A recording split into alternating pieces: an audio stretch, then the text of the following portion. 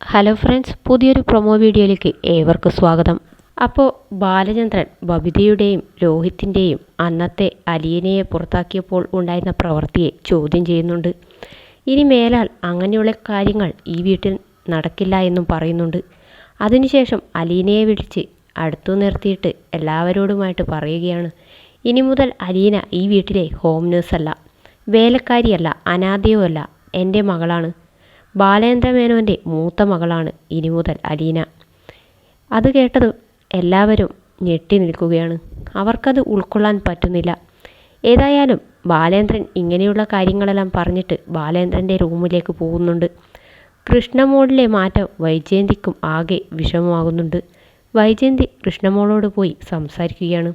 ഈ കുടുംബം തകർത്തത് അലീനയാണ്, എന്നിട്ടും അവളുടെ കൂടെ അവൾക്ക് സപ്പോർട്ടായി നിൽക്കുന്നു എന്നുള്ള രീതിയിൽ കൃഷ്ണമോളോട് പറയുമ്പോൾ കൃഷ്ണമോൾ പറയുന്നുണ്ട്, അമ്മ അലീന ചേച്ചിയെ സ്നേഹിക്കുകയൊന്നും വേണ്ട, ശല്യം ചെയ്യാതെ ഉപദ്രവിക്കാതെ ഇരുന്നൂടെ എന്ന് ചോദിക്കുകയാണ്. ആകെ വിഷമമാകുന്നുണ്ട് വൈജയന്തിക്ക്. വൈജയന്തി നേരെ മുത്തശ്ശിയുടെ അടുത്തേക്ക് ചെല്ലുന്നു. എന്നിട്ട് മുത്തശ്ശിയോട് പറയുന്നുണ്ട്, ഇങ്ങനെ പോയിട്ടുണ്ടെങ്കിൽ ഞാൻ ആത്മഹത്യ ചെയ്യുകയുള്ളൂ, എനിക്ക് ഇതൊന്നും സഹിക്കാൻ പറ്റുന്നില്ല. ഞാൻ അന്നേ പറഞ്ഞതാണ് എനിക്ക് ഈ വിവാഹബന്ധം വേണ്ട എന്ന്.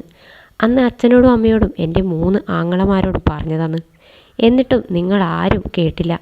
നിർബന്ധിച്ച് എന്നെ വിവാഹം കഴിപ്പിച്ചു. അതിൻ്റെ ഫലമാണ് ഞാനിപ്പോൾ അനുഭവിക്കുന്നത് എന്നൊക്കെ പറഞ്ഞ് ആദ്യമായിട്ട് വൈജയന്തി മുത്തശ്ശിയുടെ മുമ്പിൽ നിന്ന് കരയുകയാണ്. ഏതായാലും അതിനുശേഷവും വൈജയന്തി അലീനയോട് സംസാരിക്കുന്നുണ്ട്. അത് ബാലേന്ദ്രന് തീരെ അങ്ങ് ഇഷ്ടപ്പെടുന്നില്ല. വൈജയന്തി അലീനയോട് പറയുന്നുണ്ട്, ഒരു 10 ജന്മം എടുത്താലും നിന്നെ മകളായി കാണാൻ ഞാൻ ഉദ്ദേശിച്ചിട്ടില്ല. അങ്ങനെ മകളായി കാണണമെങ്കിൽ നിൻ്റെ ഞരമ്പിലൂടെ എൻ്റെ രക്തം ഒഴുകണം എന്നൊക്കെ ഇങ്ങനെ പറയുന്നുണ്ട്.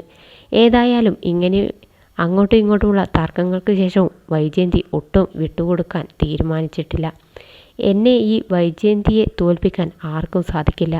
എനിക്കെന്താ ചെയ്യേണ്ടത് എന്നറിയാം എന്ന് പറഞ്ഞു നിൽക്കുന്ന വൈജയന്തിയാണ് കാണിക്കുന്നത്.